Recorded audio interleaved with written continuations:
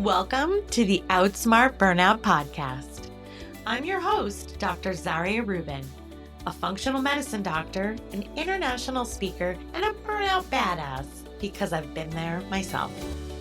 After walking away from my own high-stress medical career, I discovered how to break free from burnout to reclaim my passion, purpose, and joy. And now I'm here to help you do the same. From science-backed tips to time-saving hacks, and hopefully some aha moments that just might change your life. Today on Outsmart Burnout, we're diving into the science of healing and the art of resilience with the incredible Hilary Russo, a powerhouse in the world of holistic mental health and neuroscience-based transformation. Hilary is a certified trauma-informed holistic health coach and one of only 50 certified havening trainers in the world. Her work uses touch therapy to literally rewire the brain, building emotional resilience and healing trauma at the root. She's also a globally ranked podcaster, international speaker, and veteran health journalist who has worked with everyone from military personnel to media professionals navigating secondary trauma, stress, and burnout.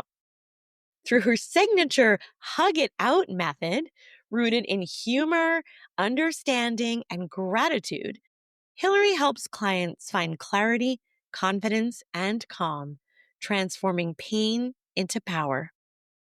So, if you've been searching for a gentle, science-backed approach to healing from burnout and trauma, this conversation is for you. And Hilary and I go way back to our IIN health coaching days, and she is such a treat. So I cannot wait for this conversation. Hilary, welcome to the Outsmart Burnout Podcast.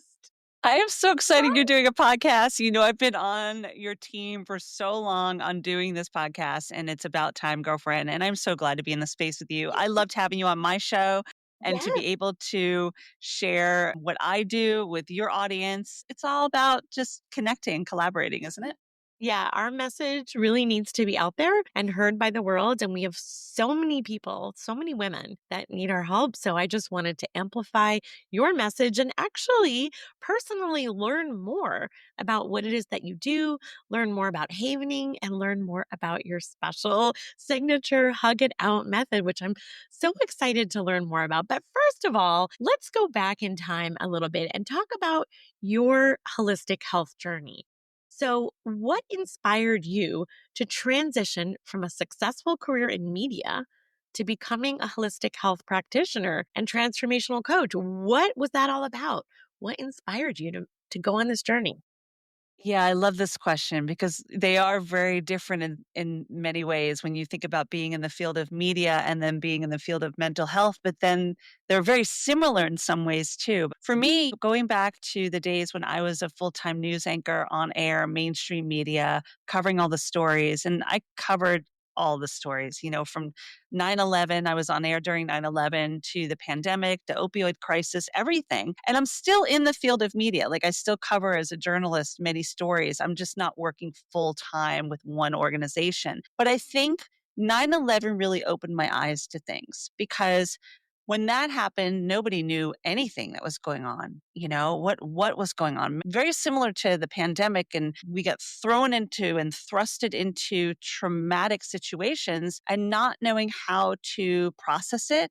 I didn't even know what regulating my nervous system meant back then. And that really opened my eyes to, am I taking this home with me? Is this upset coming home with me? I was very dysregulated. At the time, I was still living on a military base. So I was getting it from all different sides. You know, my career, is this what I want to do? Are these the kind of stories I want to cover? And from that, and I've always been very interested in health, I realized, you know what?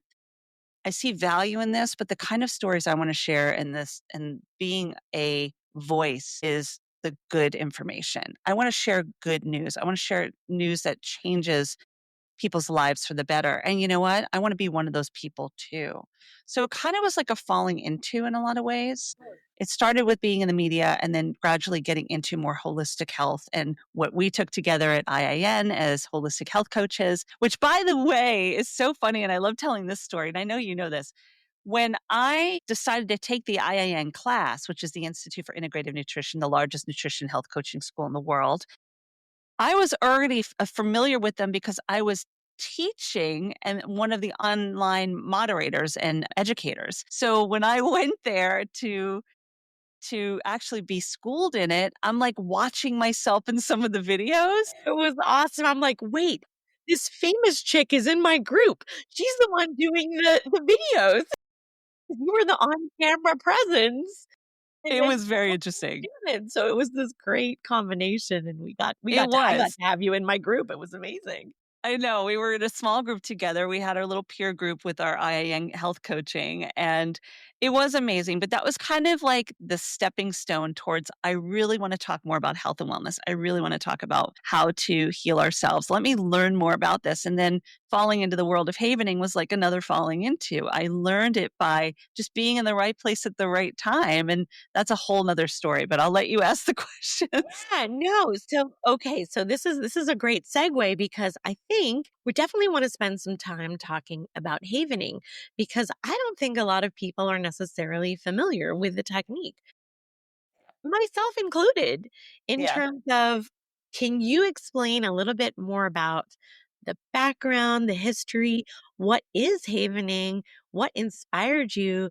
to study it, and then we're gonna get into some nitty-gritty of how do you Yeah. use it and maybe some little tips and tricks for our audience. Even though this is a podcast and we don't have video, we're still gonna be able to cover some tips and tricks.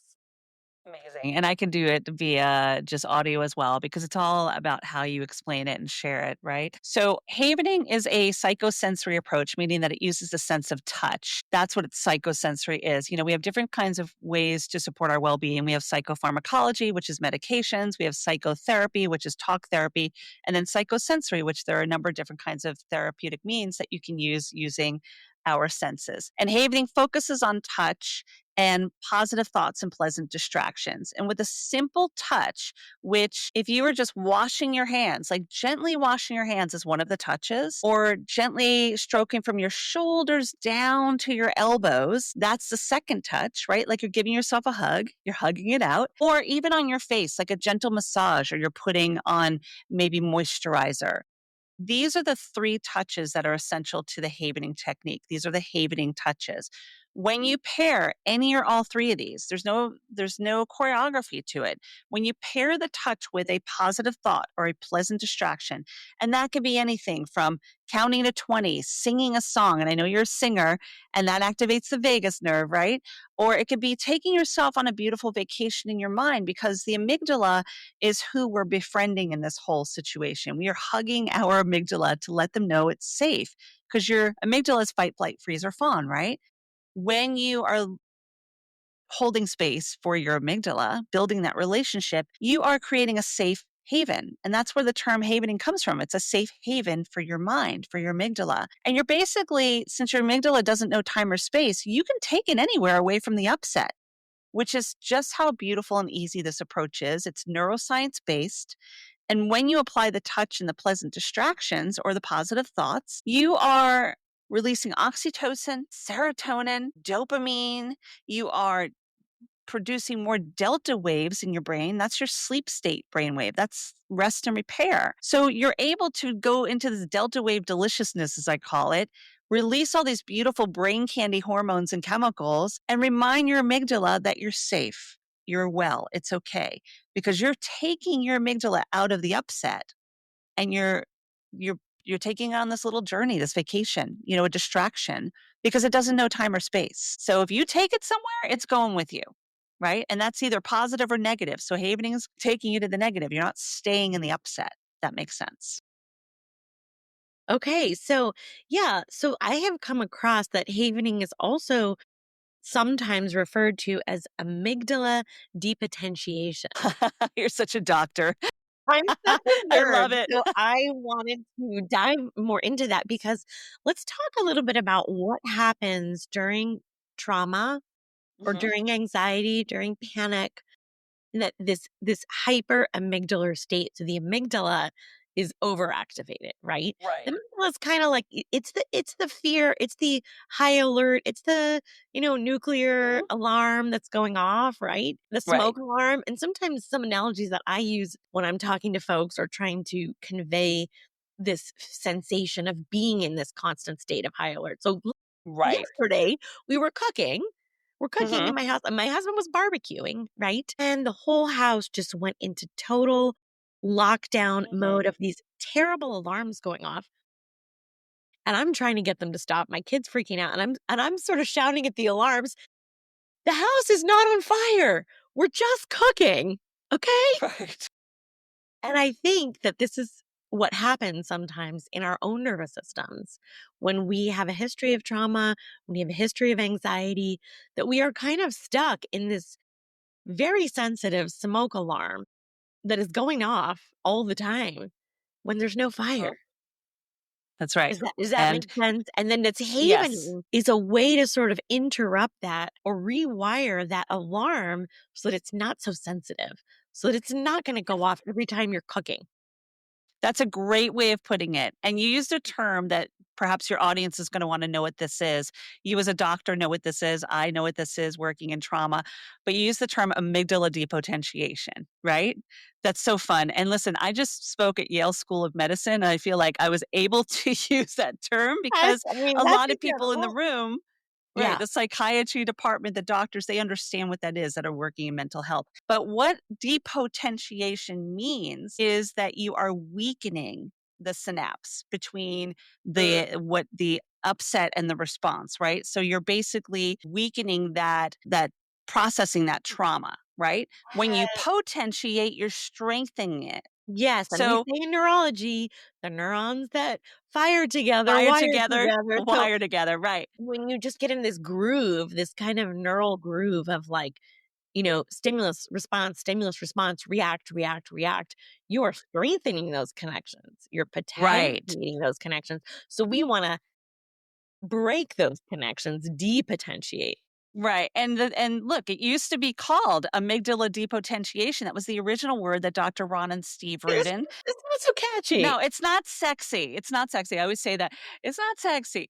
But what it is it's correct. And when Dr. Steve and Ron Rudin, who are brothers, they co-developed this technique about 20, 25 years ago. Dr. Ron is a Harvard-trained internist. Dr. Steve is a dental surgeon. Again, they're twin brothers, and they understand what it's like to work with patients and the upset that comes with that white coat fear, right, of going to the doctor's office. So when this was developed and they were going through the development of the process, it was called amygdala depotentiation. But when you think about it, you really are creating a safe haven in your mind.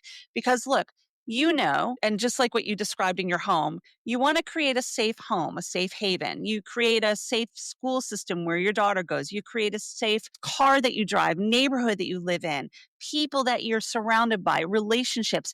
But the one area we forget a lot about to create that safe haven is right here in our minds. So you're creating a safe haven, and in that, you are havening and creating that safe space for that beautiful amygdala that we love to call Amy. Basically, you're hugging it out with Amy. You're saying, "Hey, Amy, girl, I'm going chill to out. take you." Right, we're going elsewhere. We're gonna go on a journey, and that's the beautiful thing about it is that you can like I okay, I'll use a perfect example of what happened to me this morning. I was really activated about some stuff that was coming up. I had some deadlines, but I went to meet with my trainer. And at the end of my training, he said, I want you to get on the ski machine. And I'm like, oh, for the love of God, that damn ski machine. Right. It's like, but you know what? I stopped and I paused and I thought, you know what? I feel better that I'm here. I'm working out. I'm working on my body. I closed my eyes because it's a stationary machine where you're pulling the pulls, right? And what I did was I I think I've said, ever done. where I've done the yeah, elliptical, but I oh, haven't done the skiing it's thing. it's a this thing is insane, and it's good. It is a good calorie burner, but in that moment, I was like, "I don't wanna do this," and I thought, "No, I'm going to the Alps," and I closed my eyes because I don't need to go anywhere. I'm standing stationary while I'm pulling these things, and I took myself to the Alps skiing, but I didn't just take myself, I took my amygdala. And I said, "Here we go, girl." And I said it. I go, "Where are we going? We're going to the Alps." Now, listen, I don't ski really well. I've skied a couple times. I've never been to the Alps. I've never been on the Alps skiing. So put all three of those together. But in my mind, me and my amygdala were like black diamond skiing. And let me tell you, when I got off that thing and he came over to me after, he goes, "Oh, did you break it up in sections?" I go, "No, I did the whole thing you asked me to."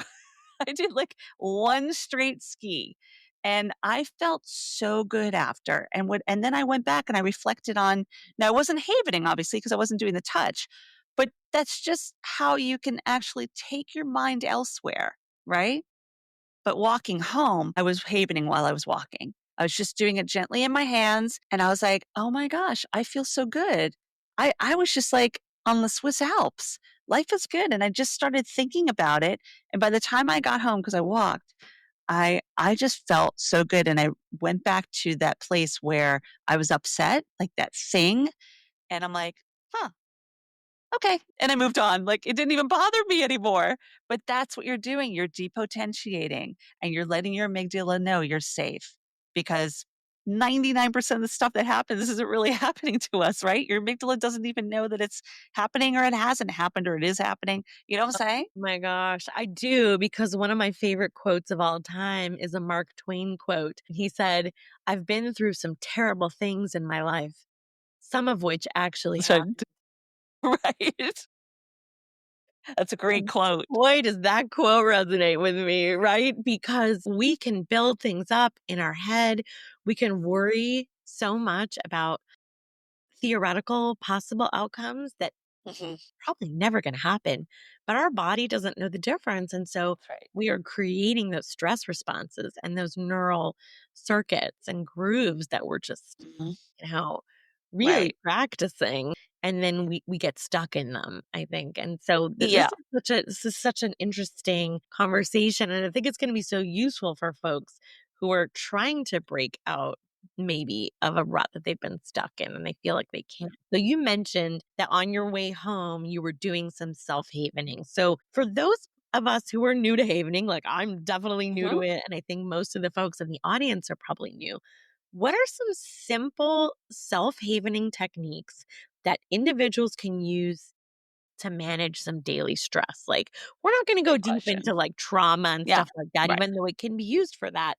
But if you're just feeling a little activated, Yeah. what can So we the try? great thing about havening is that while it can be used to de-encode trauma when you are supported by a certified practitioner like myself, you never want to do trauma work on your own, as you know, but you can self-regulate and self-soothe for self-care. And it's so easy to do. So like what I was doing walking home, if you just are gently like you're washing your hands or just doing like a pendulum back and forth. I like to do the pendulum flow because it's kind of like the hemisphere of the brain, right?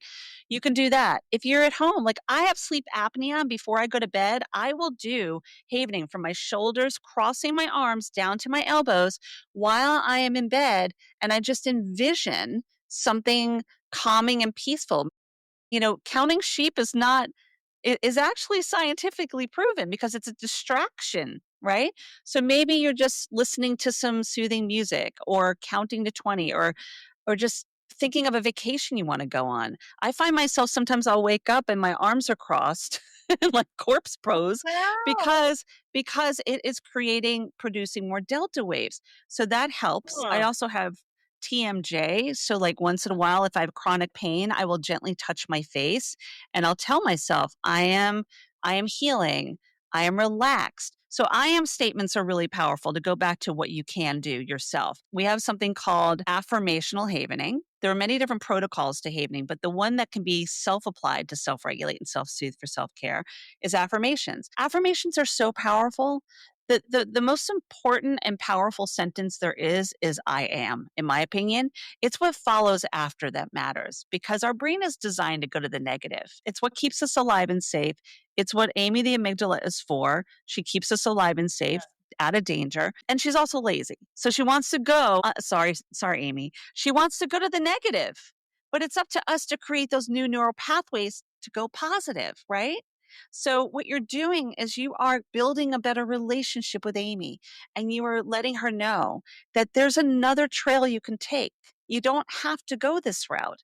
And we can go there. And just by doing I am statements like, if you're feeling challenged by something, like say, I'll use the gym as the example. If I looked at that machine, I'm like, I can't do this. There ain't no way. You want me to do how many miles on this thing? You crazy. But if I was like, okay, hold on a second. And I hated myself before getting on the machine. And I stood there and I've done this because it's great for performance too. I am like, I am being challenged and I am excited to complete this task. Or I can do hard things. That's my big saying that I say. I can do hard things.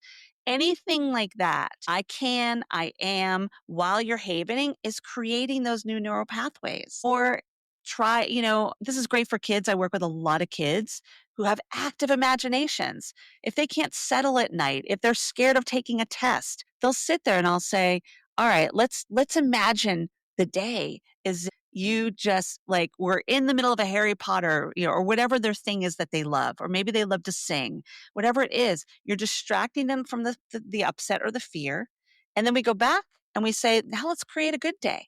Let's create the outcome. So you can do affirmational havening.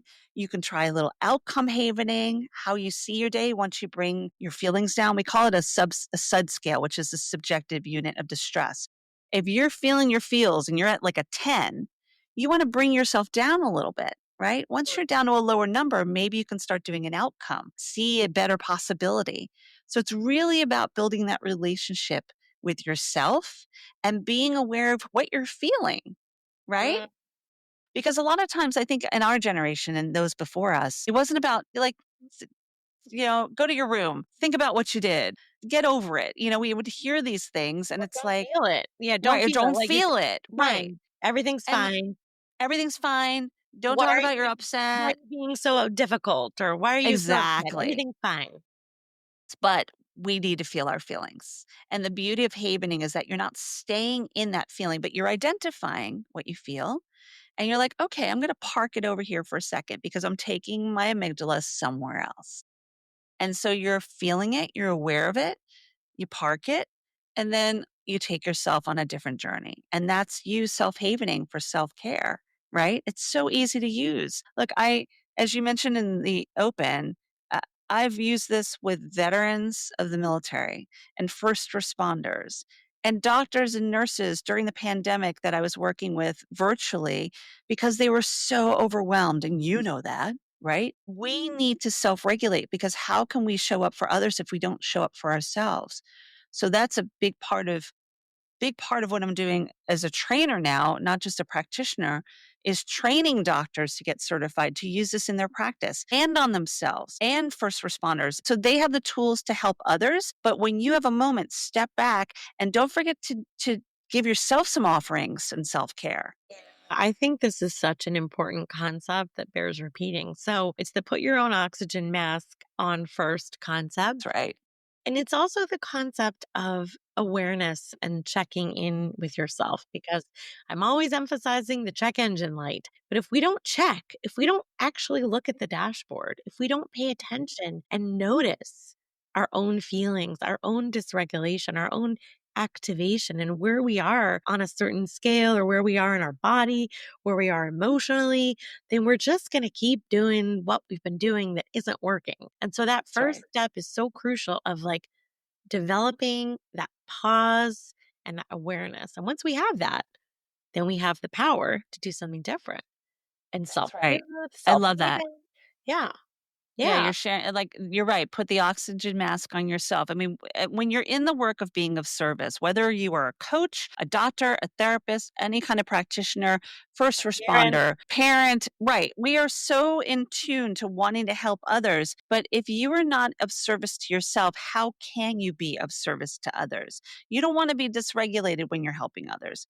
And yes, there are a lot of times where things happen fast, but if you can just down regulate a little bit and hug it out with yourself, you are giving yourself the space to breathe, really havening, putting yourself in that parasympathetic state where, rest and repair, even if it's for a couple minutes, it doesn't take long to haven. It really doesn't.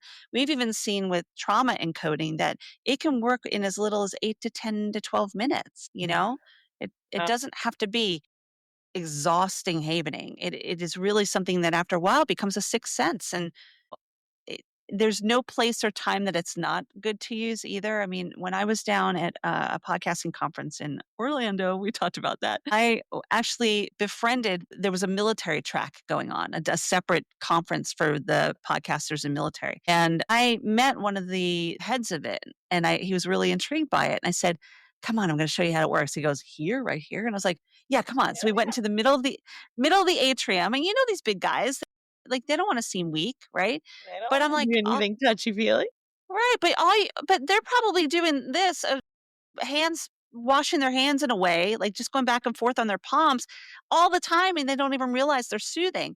Pair that with havening, and he just sat there, and he put his head down and go, "Hey, I'm just gonna talk to you quietly. I'm gonna count to 20, and then I'd like for you to just find a place that really brings you peace and calm and joy." And he's sitting there, and he's just kinda, like, listening to me. People are walking by, and it was like, what just happened? He completely downregulated just being supported as I facilitated it. And that's how it happened to me too. The first time I was ever havened was in a bar in the middle of New York City. And I'm like, I don't know what just Wow. happened to me, but I want more of it. That's how easy it is to use this.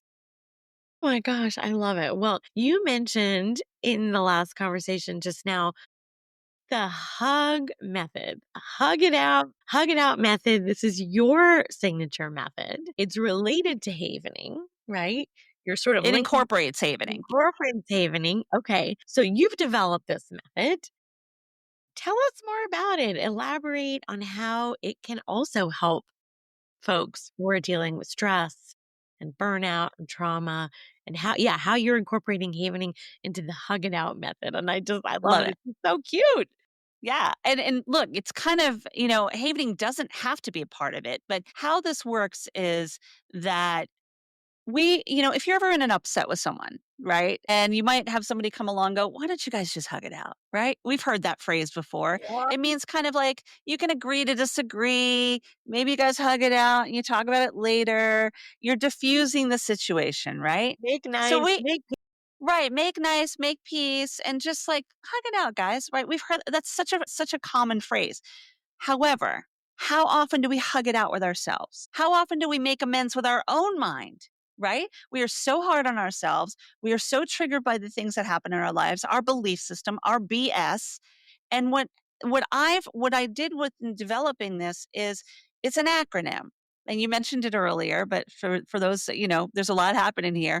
It's an acronym that in the healing, we have to have humor, right?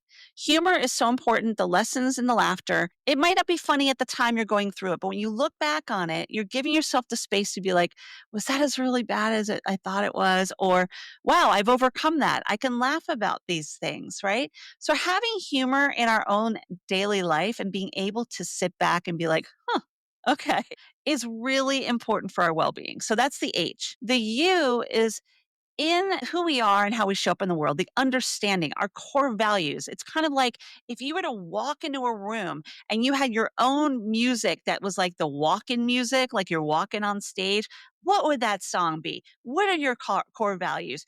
Who are you? That's the you, right? And we need clarity on that. You have to really know who you are. And then the G is we hear all about gratitude, right? I'm grateful for this and that and everything outside of self. But when is the last time you actually had self appreciation and gratitude for the things you do in this world, how you show up? It could be as little as I baked a great cake yesterday to I'm a really good mom or I'm a great friend or I gave myself permission to sleep 8 to 10 hours today. This is self gratitude. All of these things are part of that ability to create hug it out in your life. Like, how are you choosing to hug it out in your everyday? So the method incorporates different neuroscience based techniques. One can be havening. It doesn't have to be. It works though, because you're hugging, right? But it could be as little as taking a walk, or I hugged it out today by journaling, or I hugged it out today by writing in my a chapter of my book, or I hugged it out by taking a break and going to the park with my kid and my husband. How are you choosing to hug it out in your everyday to be kind to your mind? And so that's sharing really memes the counts. what's that? So sharing memes counts because Fairy memes it's count, right, as long as right, you don't go down the death scroll of the doom scrolling of being right, online, but right. yes, even those little things, if it brings you joy and you can laugh, you're activating the H, the humor, right? And maybe that's even gratitude, like, "You know what? I'm grateful that I'm giving myself, like, 10 minutes to just look at some silly memes of, like, animals," right? Why it doesn't have to be monumental, it could be anything that you're choosing to heal your own life, which we are always on a healing journey. It doesn't have to be trauma. It just has to be human in the everyday, breathing and living our lives. And that lends to creating those neural pathways because you can incorporate the neuroscience or you can just do something that brings you joy. Yeah, I think that this is so important because again, we're talking about things like gratitude and, Mhm. things like self-healing, self-compassion, thinking about ourselves. We don't often do that. The concept of gratitude is, we're pretty familiar with it. I'm grateful for this thing and this thing and this thing. They're all external to ourselves. That's right. And that makes sense to us. And we can be like, oh, I'm grateful because it's sunny outside or something that is outside of our control. It's outside of ourselves. And that feels comfortable.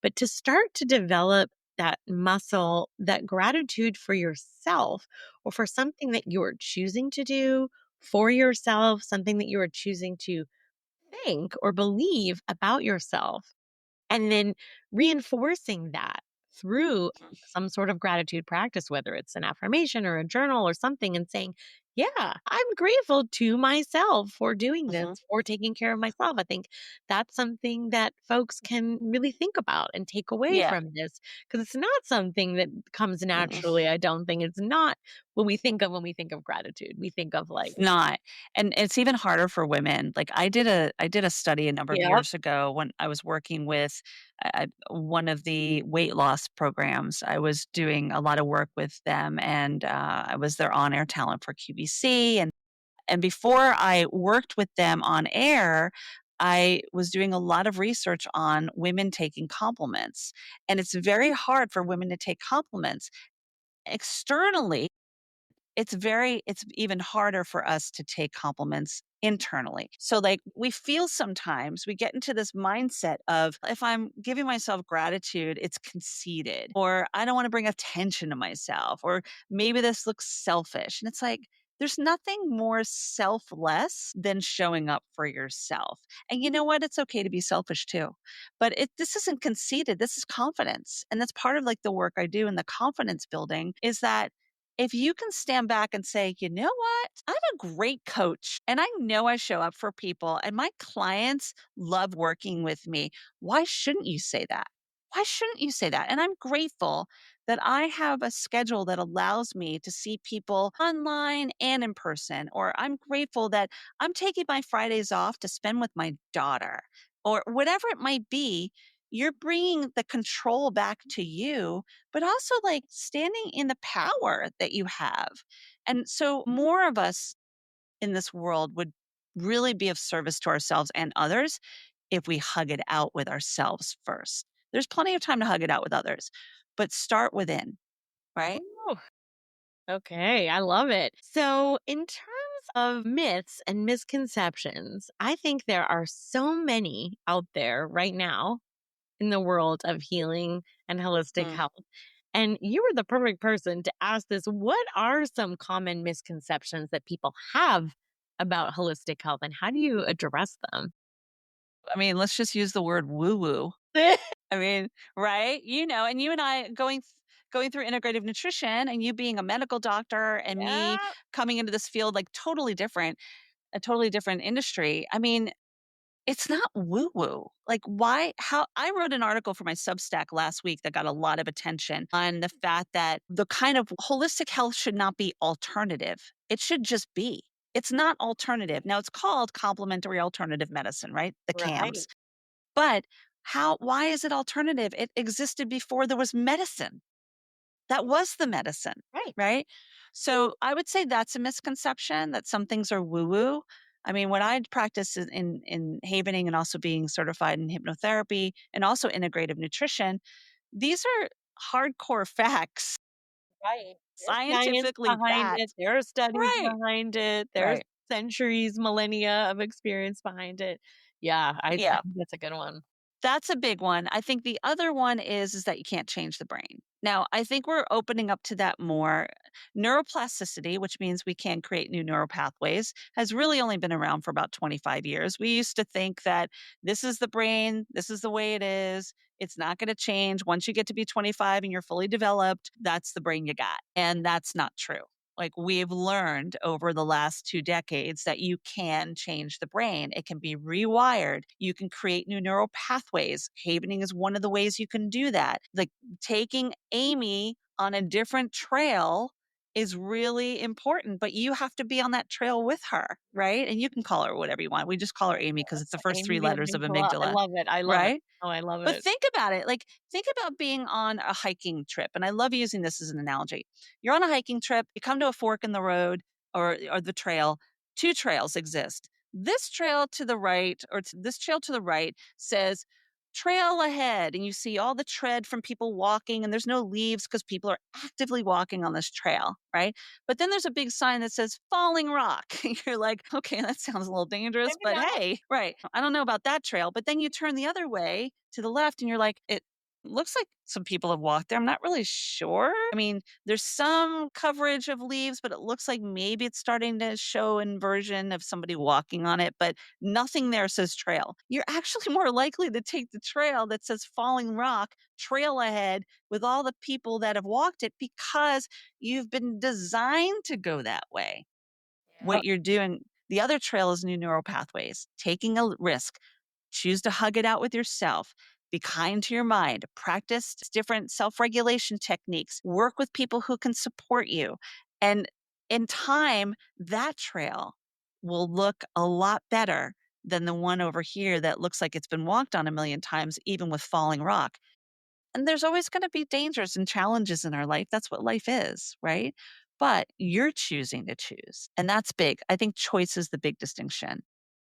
Giving people choice. Choosing when you often don't feel like you have a choice, but you do. Right.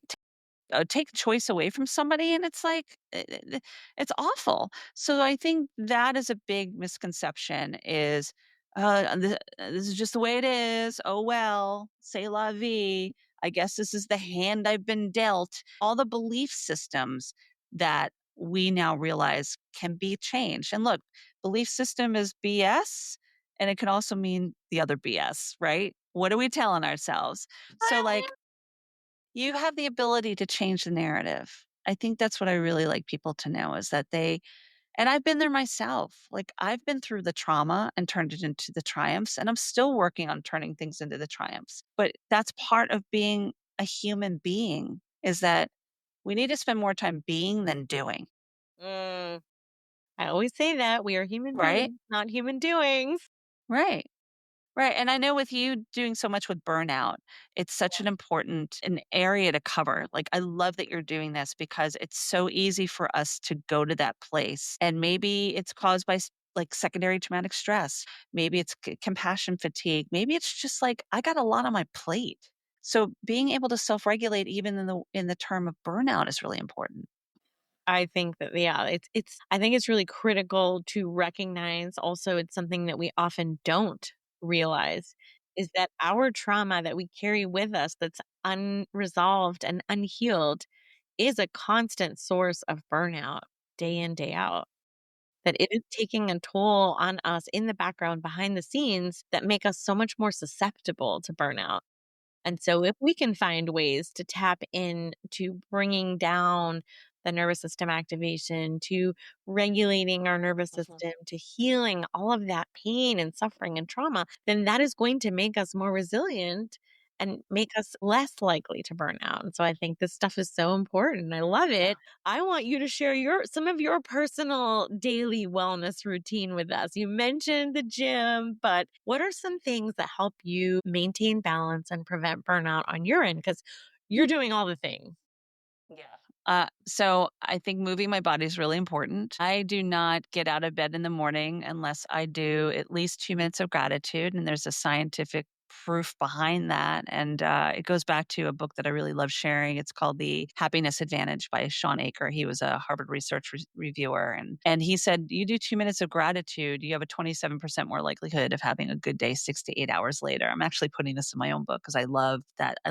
But if you sit there just for 2 minutes and do some havening, some self-havening, like, I'm grateful. I'm grateful for waking up to a new day. I'm grateful that I gave myself a chance to rest. I'm grateful that it is Friday and I'm choosing to do X, Y, or Z, right? Just and you can be grateful for things outside yourself too. So I Yeah. do a gratitude moment. I move my body. I eat well, like more Ayurvedic. So I feel like that's really important for my body and my healing. Havening obviously is a part of that. I write a lot. I'm working on my book, my Hug It Out Method book, Exciting. and I'm so excited and it's been really received well. So me writing, and maybe it's not a chapter every day. Like maybe I'm doing mini chapters and I'm sharing on my Brain Candy Blueprint, which is my Substack, on different ways to support ourselves and hug it out in the everyday. So writing to me is therapy. And sleep. This girl needs Girl, sleep. sleep, it is so important. I have not gotten good sleep this week. My daughter's been sick. I was Mm, on a retreat and we slept in bunk beds. Don't ask. It was amazing, but it wasn't. And yeah, I need to catch up on my sleep because without sleep, I say that it's just the foundation for everything else. If you don't have everything. sleep, you don't have anything. And Right. that's where I always start with folks too. And why aren't you Especially as we're sleeping? moving into the What's going on? menopausal, perimenopausal age, right? And for Girl, me, the whole I other have episode. a whole nother episode, and I also have sleep apnea, so Mhm. I'm needing to hold space for myself. It's very important because my sleep is so disruptive, and I'm working on building my army, my amygdala army. I'm working on building my army of people to support me, like someone that does airway health, my dentist that does airway health, and also breathing, and just that's so important for me. Like a sleep dentist is really important for me, and that's a part of my how I hug it out is creating the right kind of people to support me, just like I'm part of other people's army, with the people that either I'm holding space for personally in my family and friends, right? Or my clients or my students who are training to become havening practitioners. I call them my pioneer practitioners. So that's really important is being able to hold space for myself first because I want to show up 110%. Girl, I know you do. And so I want you to share any upcoming exciting projects. So you mentioned the book, but anything else that you're working on right now that you want to share with our folks? And of course, we're going to put everything in the show notes and we're going to let folks know ways they can get in touch with you as well because girl, you got a lot to share, but I know you probably have other stuff going on behind the scenes. Yeah, I'm really excited that I have a couple trainings coming up. So if anyone's interested, I do a 2-day training for havening practitioners. It doesn't get you certified in 2 days, but you learn the protocols and the neuroscience and the history. And I always share that on my training page. So you can always go to hilaryrusso.com/training or even /events and find out when my trainings are because I try to do them every couple months. And it's a really wonderful 2 days to learn the basics of havening, but really be able to use it in your personal life. And then if you go on for certification and mentorship, we work together one to one and also with the group of others, also with the group of other students, so that you are really supported on your journey to become a havening practitioner, which I would love to see more doctors, more teachers, more therapists, more nurses, more moms and dads getting certified in this approach, but seeing this in schools, seeing this in the medical field, seeing this in mental health. I mean, this is compassionate care and it is holistic mental health. And we need more of that, right? So I have my trainings coming up. Every month I do a Havening happy hour, which is absolutely free to attend online. And I've been doing that since the first week of the pandemic. And it's basically me guiding people on a Havening journey in group, big community. And you come online and I guide you and it's a chance to ask questions and just enjoy a little down regulating for an hour. So I have that every month. Yeah, speaking engagements coming up and just really enjoying the process, writing the book. No date on that yet. Yeah. Actually, it did win honorable mention with Hay House. So I was really excited. The proposal did. So anything's possible. Yeah. So we're waiting. We're going to be pitching it to some publishers. And then other than that, just I'm enjoying. Are you on Substack? Dipping my toe into Substack, but now I Girl, gotta come check on it out. over. So what is your Substack? It is It, Brain it's the Candy Blueprint? Well, it's under my name. The handle is Hilary Russo, Okay. HILARYRUSSO, but the name of my Substack is the Brain Candy Blueprint. And it's all about ways to hug it out with yourself and be kind to your mind and use the brain candy that we have in this world every day. And brain candy can be as simple as havening or taking a walk. It's these different things that you put in the brain candy jar, just like sometimes you want a chocolate, sometimes you want a peppermint. Sometimes you want to journal, sometimes you want to haven, sometimes you want to work out. That's the brain candy blueprint. I love it. And I'd love to have you over there. And it's just so much fun to write. And I think it's very different from other social media. Mhm. It really is a place for people who love to read and who love to write. And And share it's ideas. and share ideas. I've really been starting, and I'm new. I'm like relatively new at the time of recording this. I'm relatively new, and you're building your community. Yeah. Well, I love it. So if you want to learn more about Hillary and explore her signature hug it out method, go check out all of these links that we just talked about. Go to hillaryrusso.com, check out her podcast. Yes, I didn't mention. Yes, holistically speaking, it's a fantastic globally ranked Thank you. podcast, and I've been on it. There's other fantastic episodes. I mean, she's interviewed some phenomenal people. You can Thank connect you. with her on Instagram at Hilary Russo and join her healing movement. And she's really just helping people all around the world go from trauma to triumph, which is what I Wow. preach as well and what I love to do. So, as always, if this episode spoke to you, make sure that you subscribe, share it with a friend. This is a good one to share with a friend, and leave us a review. It really does help the show reach even more women who are ready to outsmart burnout. So, until Yes. next time, remember burnout isn't your destiny, it's your wake up call.